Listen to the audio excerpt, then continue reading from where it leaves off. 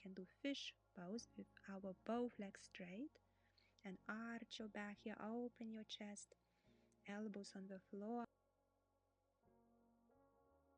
Or if you can do your lotus, we can do fish pose in lotus.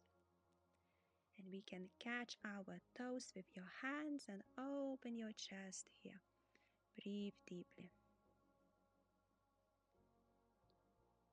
Both poses are very beneficial for acne.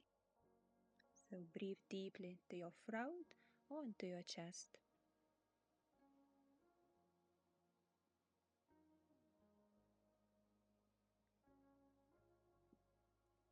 As you inhale, lift your head off the floor and exhale, release the pose.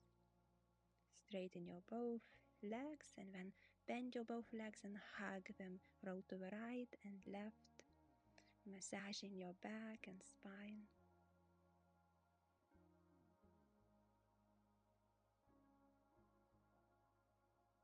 And exhale.